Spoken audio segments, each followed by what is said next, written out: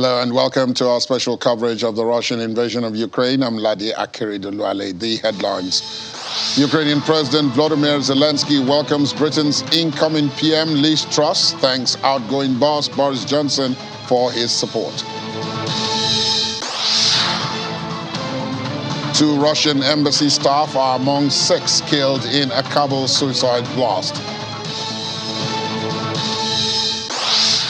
An ex-journalist, the Russian Ivan Safronov, is sentenced to 22 years for treason in Russia.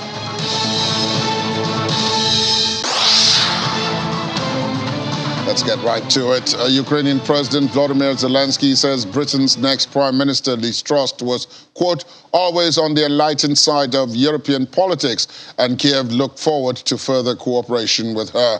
During his nightly address, Mr. Zelensky said he had spoken with the outgoing Prime Minister Boris Johnson and praised him for his support to Ukraine during Russia's invasion. He adds that Ukraine and Britain had strengthened ties to an unprecedented high level in recent years. In the meantime, Liz Truss has promised to deal with surging energy costs and to cut taxes after she won the Tory leadership contest to become the next Prime Minister. Her plan, set to be announced on Thursday, is likely to include a freeze on energy bills, though precisely how it would work is still unclear. Ms. Truss will be formally appointed by the Queen at Balmoral later on, after a final speech by her predecessor, Boris Johnson. The 47-year-old, the United Kingdom's 3rd female Prime Minister, will then appoint her cabinet. In her victory speech, Ms. Truss had promised a bold program of tax cuts to grow the flagging economy and to prevent the UK from tipping into recession. And Ukraine says it has struck a base used by Russia's Federal Security Service, the FSB, in Kamyanka-Dniprovskaya of the Zaporizhzhia region. According to the Defense Intelligence Division, Russian forces were also using one of the buildings to store ballots for an eventual referendum. Open source intelligence suggests an explosion did happen in Kamyanka-Dniprovskaya. However, Russia has not commented on the incident. And Russia's foreign ministry says 2 of its embassy staff were among 6 killed in a suicide blast near its embassy in Kabul, Afghanistan. The foreign ministry said in a statement that, quote, an unknown militant set off an explosive device. As a result of the attack, 2 employees of the diplomatic mission were killed. He adds that there are also victims among Afghan citizens without giving further details. Another 10 were injured in the blast. Russia's investigative committee said the 2 staff were the embassy's 2nd secretary and a security guard. Kabul's police spokesman said that explosives went off in a crowd of people after an attacker was identified and shot by Afghan security forces near the Russian embassy. And the Russian occupation authorities in Ukraine's southern city of Kherson have postponed a referendum on joining Russia on security grounds. The deputy head of the Russian-appointed administration, Kirill Stremusov, says this is being paused because of the security situation, adding that heavy Ukrainian shelling had made a key Kherson bridge impossible. Ukraine and its Western allies have denounced the referendum plans in Kherson and other areas as illegal. Meanwhile, Ukraine says its forces have recaptured Vosoplya, a small town some 167 kilometers north of central Kherson. Van Safronov, a former journalist who worked as an advisor to the Russian space agency Roscosmos, has been sentenced to 22 years in jail for state treason. The Moscow City Court found him guilty, and the sentence was handed down during the same session. The trial was mostly held behind closed doors. Mr. Safronov worked for the Russian newspapers Kommersant and Vedomosti before becoming an advisor to the head of Roscosmos. He was arrested in July 2020 and charged with 2 counts of state treason for cooperation with the intelligence agencies of Germany and the Czech Republic. Russian prosecutors had requested a 24-year sentence in his case. According to media reports, prosecutors alleged that he was recruited as an intel asset on behalf of the United States. The leaked materials in question detailed Russian ties in military and space affairs with nations in Africa and the Middle East. Mr. Safronov has denied any wrongdoing. His defense claims that he rejected an earlier plea deal, which would have seen him receive a 12-year sentence. We are learning that Russia is buying millions of artillery shells and rockets from North Korea. According to newly declassified intelligence reports from the United States, the New York Times, which first reported the purchases, said the reports provided little detail on the exact weaponry involved or the timing or size of the shipments. Beyond short-range rockets and artillery shells, Russia was expected to try to buy additional North Korean equipment in future. That's according to the paper, citing an unnamed U.S. official. Russia's move to buy weaponry from North Korea, an isolated state subject to international sanctions over its nuclear weapons program, demonstrates that, quote, the Russian military continues to suffer from severe shortages in Ukraine due in part to export controls and sanctions. Ukraine's state nuclear chief says it is vital that a mission by UN inspectors to the Zaporizhzhia nuclear plant led to the end of Russia's occupation of the facility and called for new missions to the site, including by UN peacekeepers. The International Atomic Energy Agency is drawing up a report after its inspectors crossed the front line last week to reach the facility that Ukraine and Russia have each accused each other of shelling, risking a nuclear disaster. Two IAEA experts are now set to stay on indefinitely at the facility in southern Ukraine.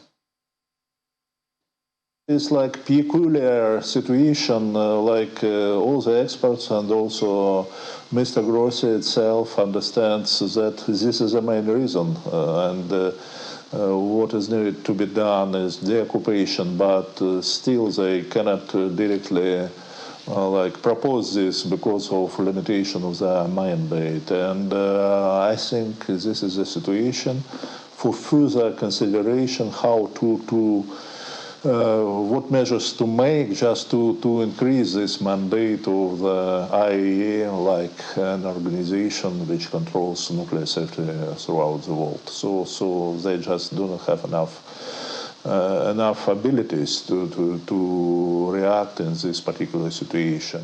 We need results from this mission, actually. And this result should be just resolving, in the best case, the resolving of the whole situation, just the occupation, If not, then we must have some kind of viable results from this mission, because just concern, you don't need to go to the Zaporizhzhia nuclear power plant. You can be sitting in your office in Vienna and provide information that I am concerned, or IAEA is very concerned with the situation, and so on and so on. So it should be more than concern. It should be like the way how to resolve all the issues which exist. So the staying of inspectors in there permanently and maybe increase the presence of these inspectors on site would be very beneficial. And I also think that the presence of other organizations, like international organizations, like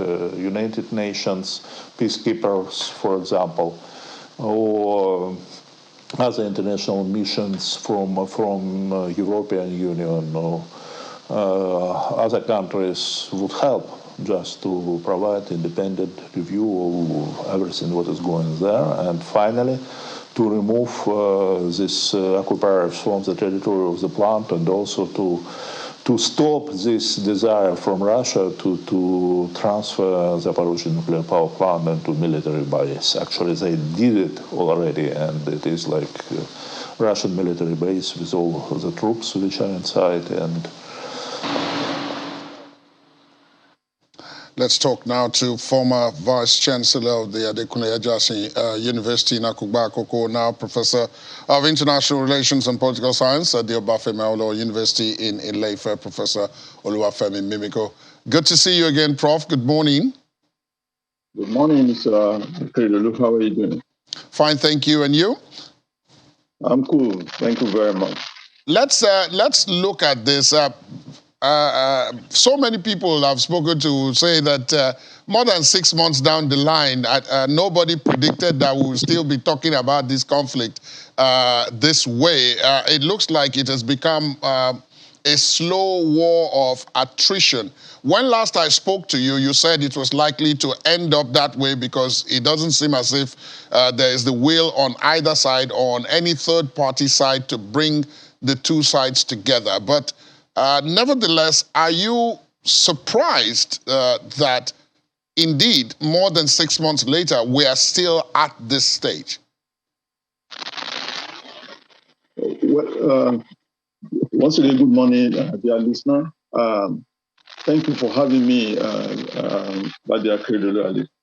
Yes, when the war was to start, I had this impression that the most strategic direction for Russia, given what the president of Russia had laid out, was a very clinical action on Kiev and some form of attacks on the eastern territories, the Donbass region, and that would be all. But as the situation began to unfold, it became obvious that the Russian Federation actually desired to have full control of the Donbass region, and was not actually too interested in doing much in Kiev. But as you mentioned, it became obvious that given the nature of the geopolitics surrounding the war, the intendment of NATO under the leadership of the United States of America, the limited purchase on statecraft on the part of the Ukrainian leadership, and of course the growing, if you will, ambition of President Putin, that it may have become inevitable that this is going to be a long drawn-out war.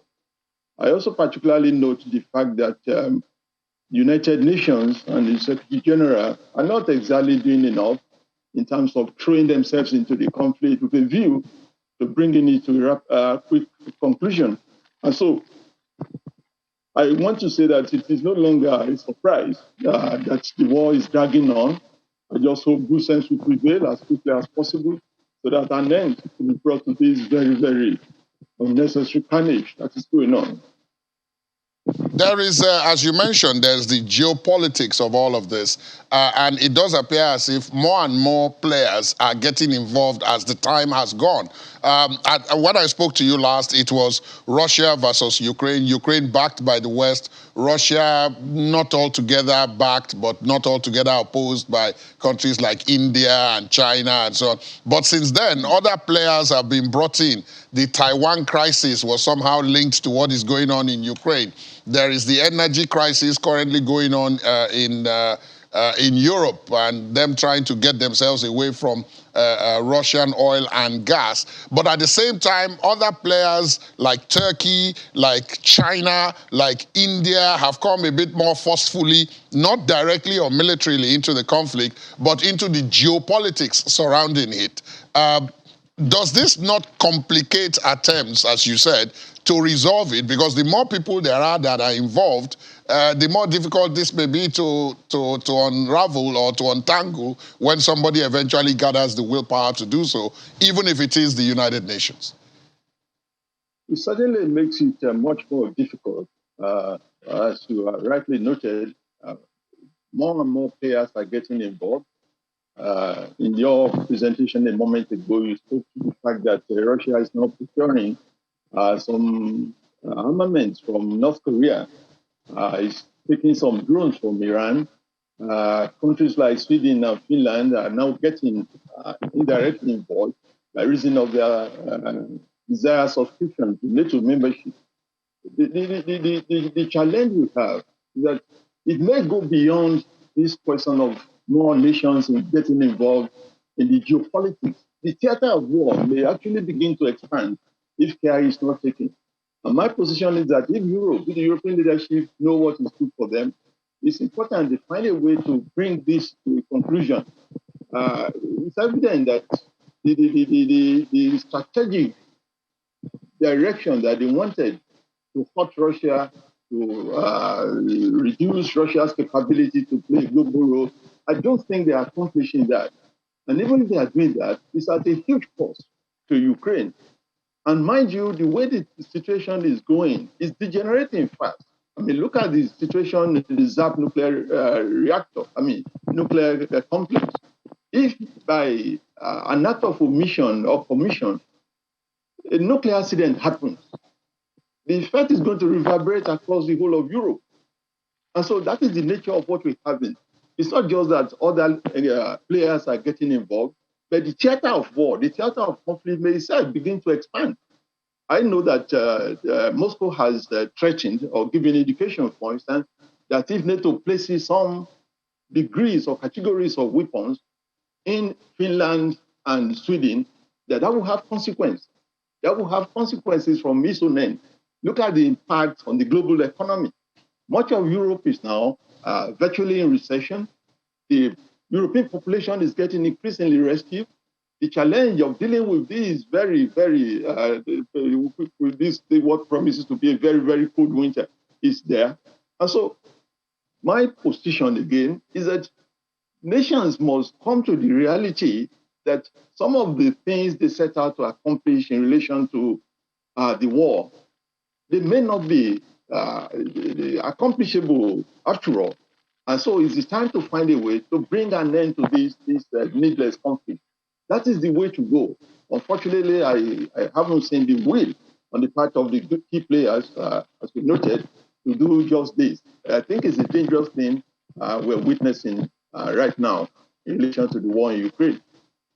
You've referenced the United Nations, and the last time I spoke to you, you said, of course, the United Nations is handicapped by its structure when it comes to issues like this, especially when it involves members of its Security Council, and that sometimes that proves to be difficult. But you have also said now that it does appear as if the UN has not dived in the way that most people would have expected it to dive in. Once it had sorted out the grain and food, the grain deal, which allowed grains to pass and go to various parts of the world that it thought would be hungry without those grains, it has again retracted its clause and returned to New York, seemingly no longer interested. The nuclear catastrophe you mentioned is the other thing now that it has gotten involved in through the agency of the IAEA.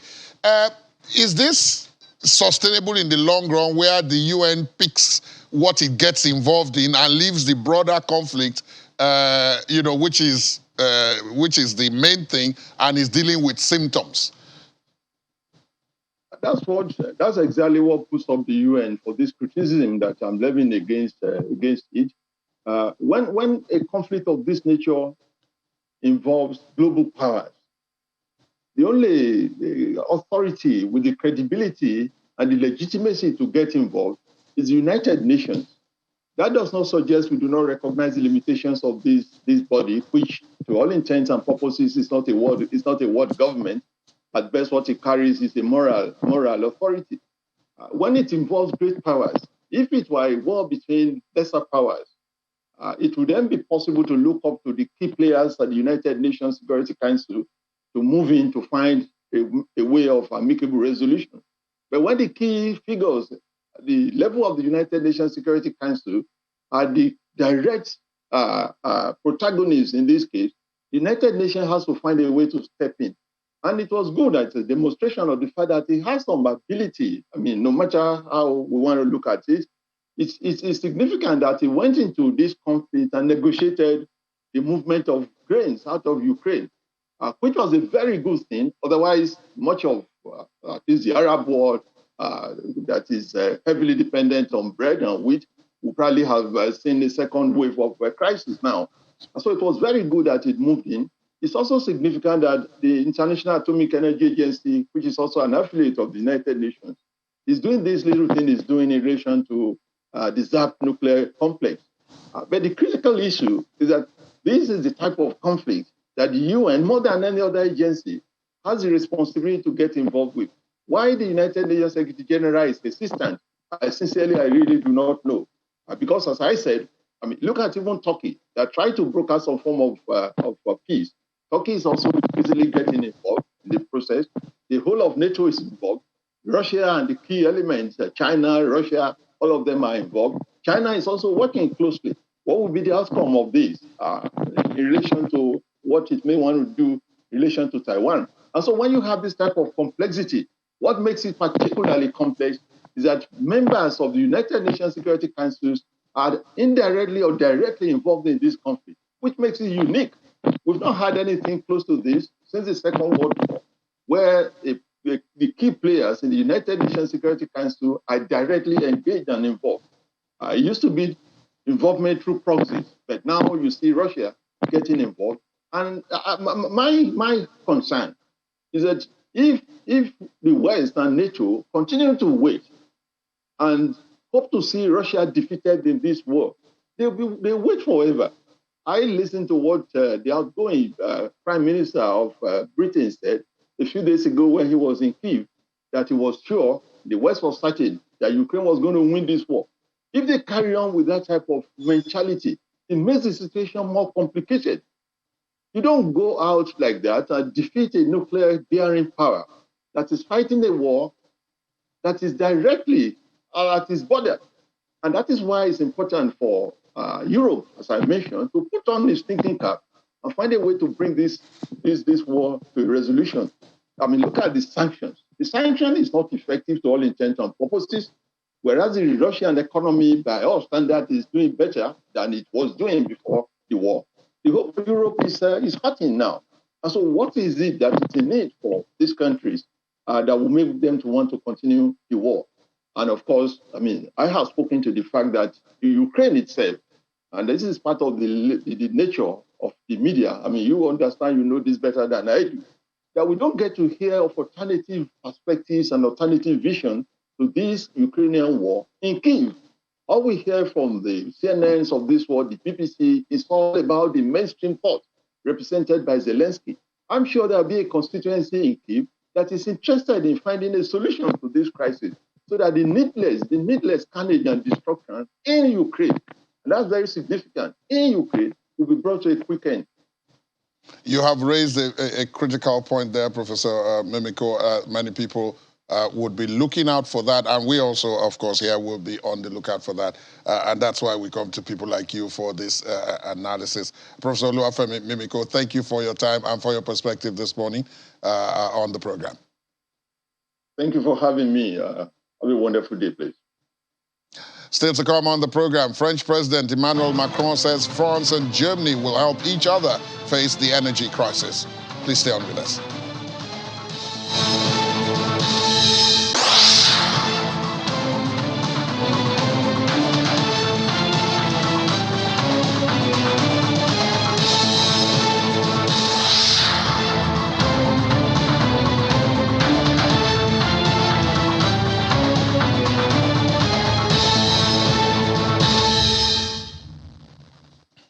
Welcome back and thanks for staying tuned. Ukrainian President Volodymyr Zelensky has warned of a, quote, radiation catastrophe as a fire forced the shutdown of the last working reactor at Ukraine's Zaporizhzhia nuclear power plant hours before the UN's atomic watchdog was due to brief the Security Council on its assessment of the situation at the site.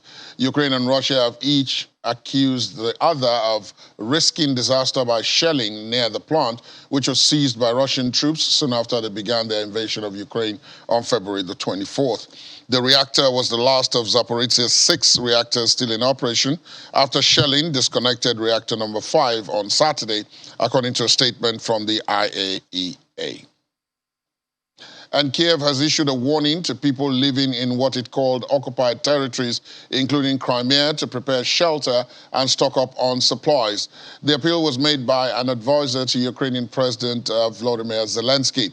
Mikhail Podolyak urged residents of the occupied territories, including the Crimean Peninsula, to follow the official recommendations during the occupation measures, adding that people should prepare a bomb shelter, stock up on a sufficient amount of water, and charge power banks right now.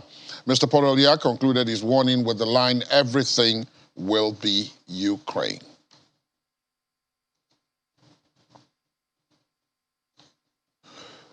British Defense Secretary Ben Wallace has said that Russia has yet to achieve any of its strategic objectives on day 194 of its full-scale invasion of Ukraine. Mr. Wallace says Russia continues to lose significant equipment and personnel and is estimated to date that over 25,000 Russian soldiers have lost their lives, and in all, if you include killed, casualties captured, or the now reported tens of thousands of deserters, the figure is over 80,000 that are injured, dead, or in other categories. The minister, that's Mr. Wallace, adds that this will have a long-lasting impact on Russia's army and its future combat effectiveness. Russia has yet to achieve any of its strategic objectives, and we're on day 194 of what was envisaged in total to be a month-long campaign, according to him. And Ukrainian Prime Minister Denis Shmyhal says Ukraine is ready to provide up to 30 billion cubic meters of its country's gas storage facilities to the EU member states. Speaking during a news conference in Brussels, he says we can offer our European partners to form their gas reserves in the face of unstable gas supplies from Russia. Earlier, the official had said that Ukraine and the EU signed 5 agreements on cooperation in various fields and on financial support for Kiev. He also expressed hope for negotiations with Brussels on Ukraine becoming an EU member in late 2022 or early 2023. And French President Emmanuel Macron says France and Germany have agreed to help each other face the energy crisis stemming from the war in Ukraine. France will be ready to provide Germany with gas, while Germany has agreed to send electricity to France if needed. Mr. Macron told a news conference following a phone call with German Chancellor Olaf Scholz. Mr. Macron said he was in favor of power connections across Europe, but following criticism from Spain, he did not understand demand for a third gas link between France and Spain. He adds that he was open to changing his mind on that point should Prime Minister Pedro Sanchez argue convincingly for it. The European Union is preparing emergency plans to cap gas prices or separate power prices from the soaring cost of gas, as well as longer-term reforms aimed at ensuring electricity prices reflect cheaper renewable energy.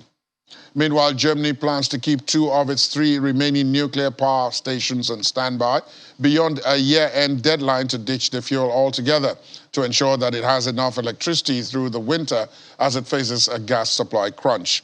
German Economy Minister Robert Habeck said in a statement that the move did not mean Berlin was reneging on its long-standing promise to exit nuclear energy by the end of 2022, but that a stress test by power grid operators had shown there could be hours of crisis in electricity supply over the winter, given the tightness in the European energy market.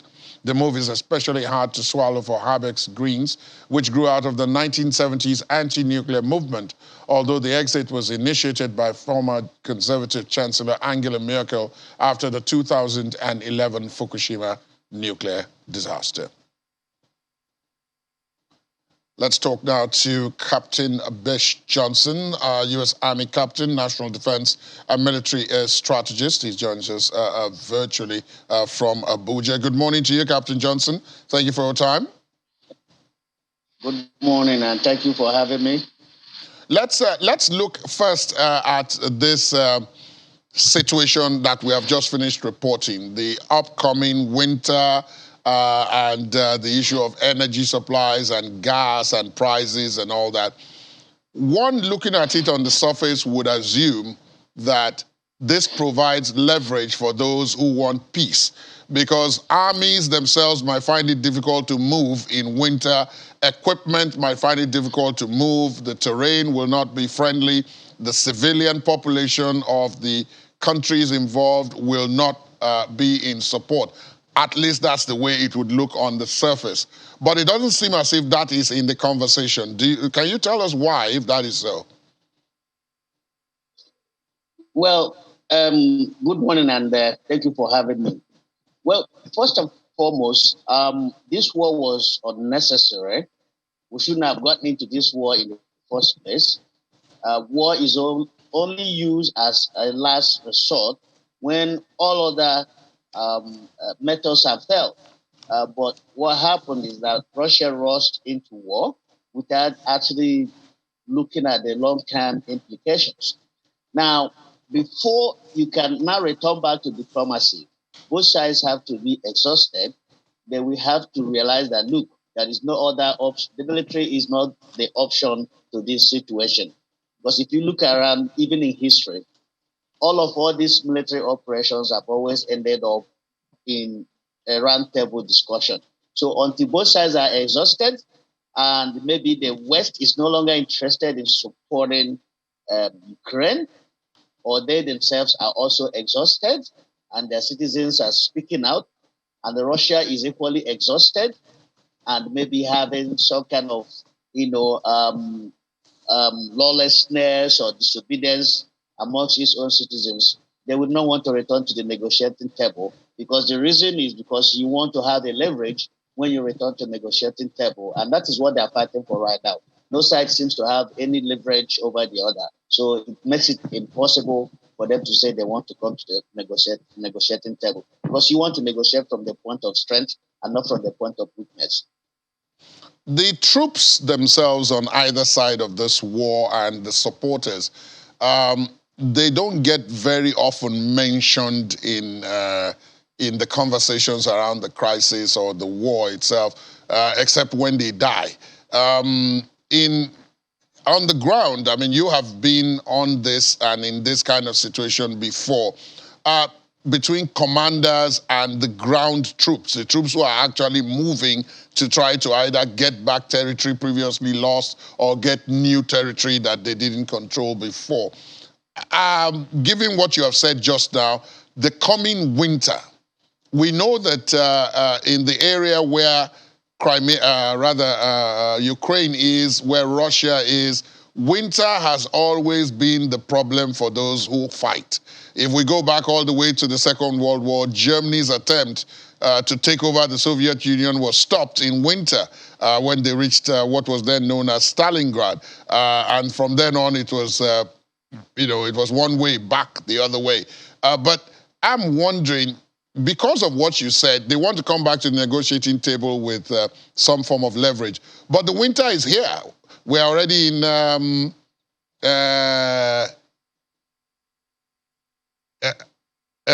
already in the season. So how much leverage can anybody secure between now and when we're actually faced with this issue? Hello? I don't know if you can hear me. Did you hear my question? No, I didn't get your question. All right, let me quickly say that again. I said that we all know that where you have Russia and Ukraine today was where you had the Soviet Union. And the winter there is particularly brutal. And given what you said, no side has leverage now. What makes them think that they can get any kind of leverage between now and when the winter itself arrives and troops begin to die, not from conflict, but from the elements? Well, the truth of the matter is that you don't want to show any sign of weakness, and that is what is encouraging them to continue to push on. The moment any side shows any kind of weakness, or you give in because of the bad weather, then the other side will automatically have a leverage, and we seem to be able to push through if you do go for a round table discussion. That is why they will keep fighting.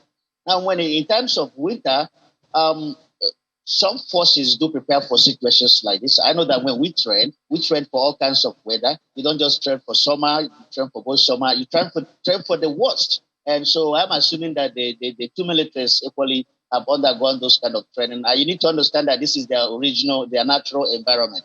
Some of them have been, are already acclimatized to the weather, whether it's cold or whether it's hot.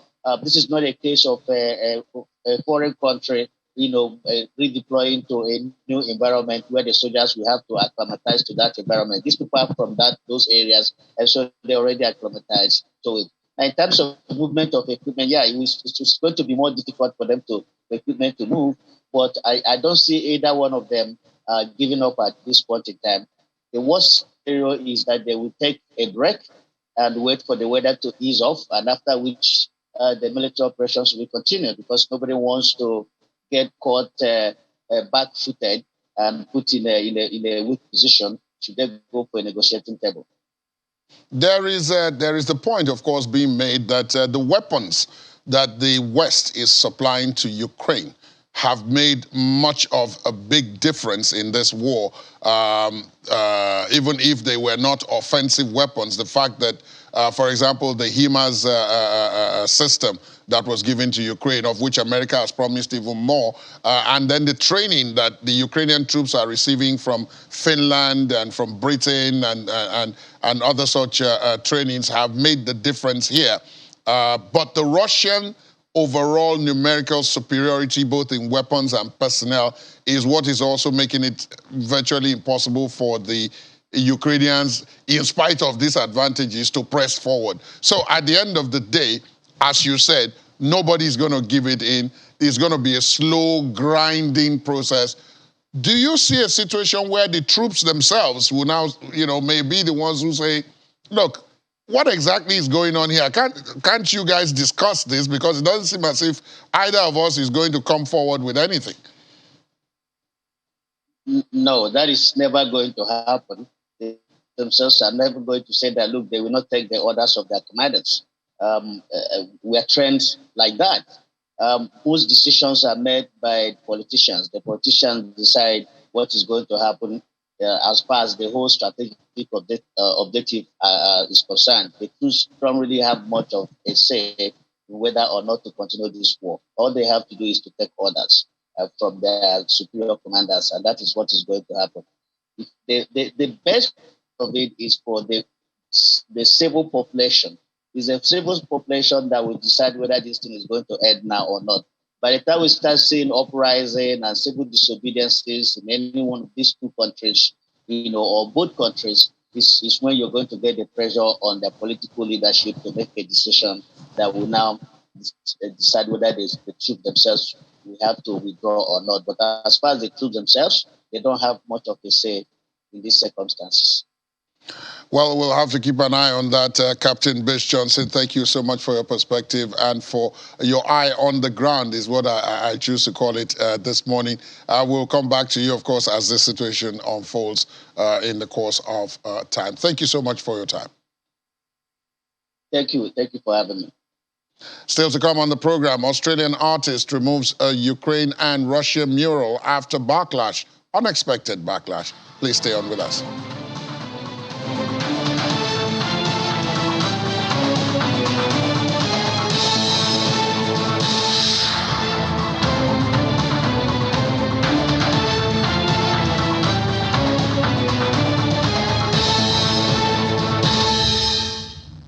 Thanks for staying tuned. Welcome back. Ini John McQuay is here.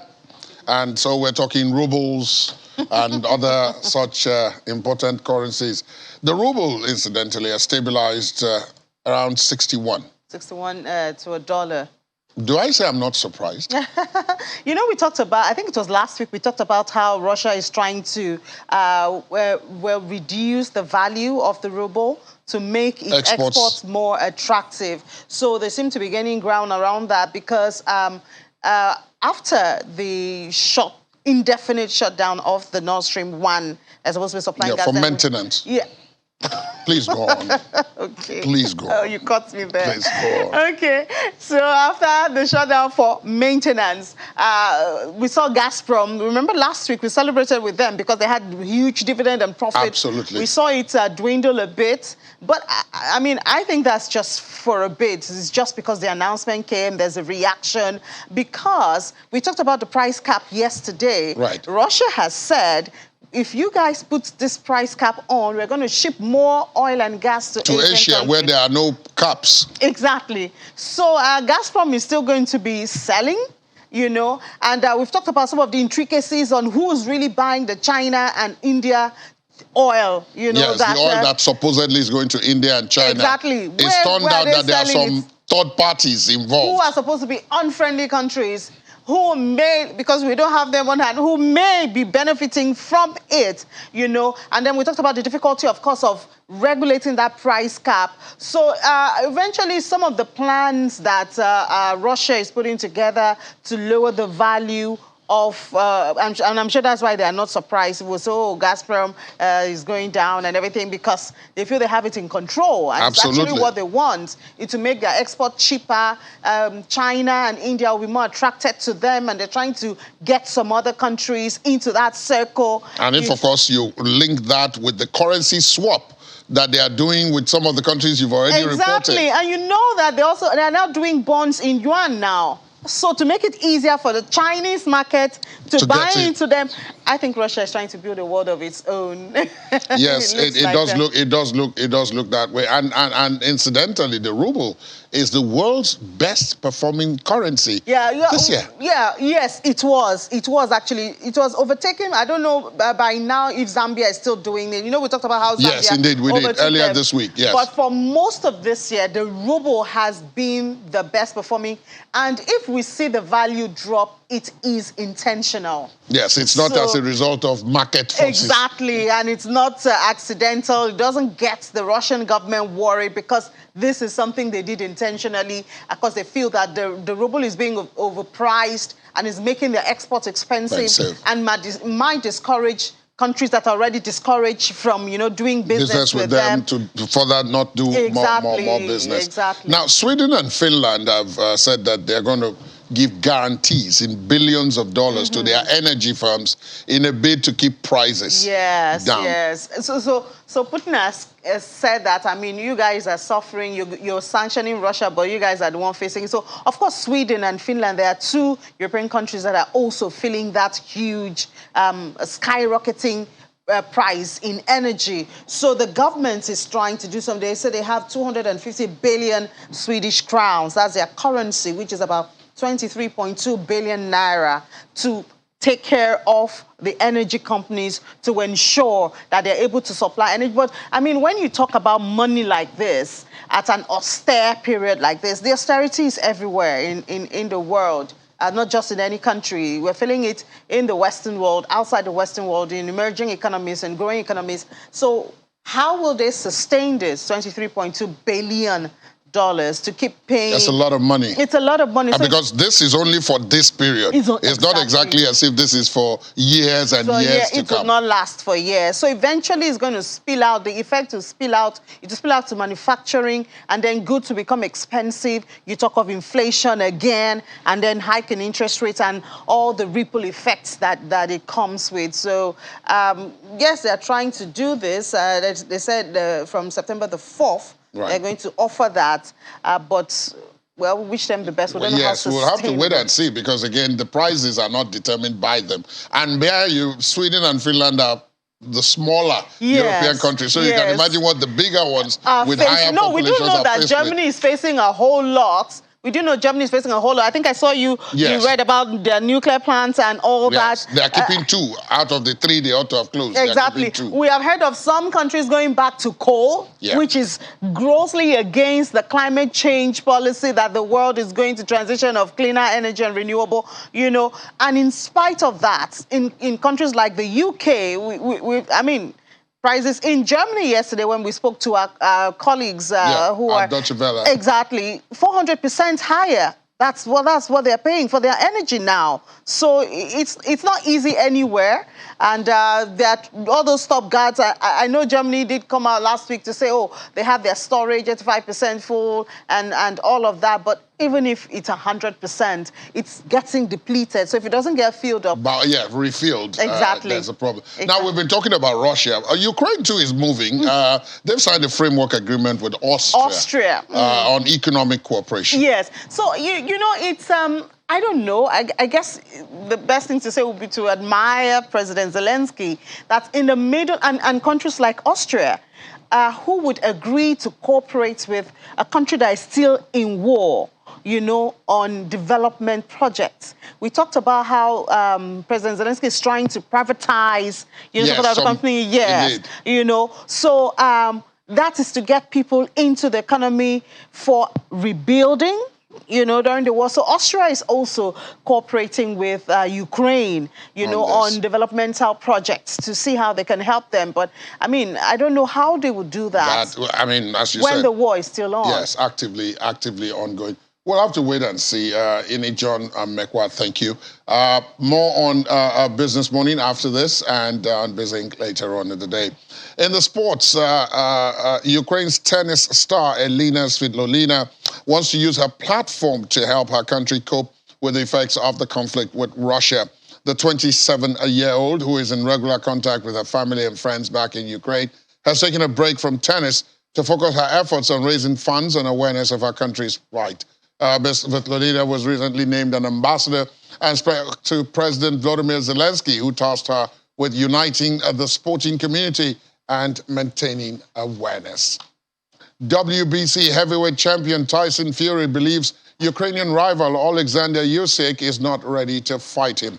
Usyk, who holds the WBO, WBA, and IBF belts, says that the boxing can wait for now because he intends to be with his family in Ukraine. Fury is looking for an opponent after Usyk made it clear he will not return to the ring until 2023. The Gypsy King has now offered Anthony Joshua the chance to fight for his belt before the end of this year. Russia hit Hollywood stars Ben Stiller and Sean Penn with sanctions in response to their public criticism of Moscow's war on Ukraine. The foreign ministry included the actors on a new list of 25 U.S. citizens, mostly politicians, trade officials, and industrial executives, that it was placing under sanctions and banning from entering Russia. Stiller and Penn have been vocal supporters of Ukraine in the conflict and have both met Ukraine's President Volodymyr Zelensky in high-profile shows of support. In a televised meeting in Kiev in June, Stiller, star of Zoolander, Meet the Parents, and Dodgeball, told Mr. Zelensky, "You're my hero." Two-time Oscar winner Sean Penn was in Ukraine recording a documentary when Russia invaded it on February the 24th. He was forced to flee on foot, joining the millions of Ukrainians crossing into Poland in the first days of the war. And finally on the program, good intentions gone wrong. An Australian artist has painted over a street mural showing Ukrainian and Russian soldiers hugging after a community backlash. Creator Peter Sutton says the Melbourne artwork advocated a peaceful resolution between the two countries. But some have likened the three-story mural to Russian propaganda. But Mr. Sutton has apologized for his work, saying it was, quote, clumsy and that he didn't think it would be so badly received. Thousands of Ukrainians have been killed and Russian forces have been accused of war crimes since they invaded Ukraine in February. Critics say the work, titled Peace Before Pieces, drew a false moral equivalence between the two sides. That's our program this morning. Thanks for being with us. My name is Ladi Akeridoluale. There'll be an update at 5 o'clock within the world today. Do watch out for that. The program is back tomorrow. Have yourselves a good day ahead. Good morning.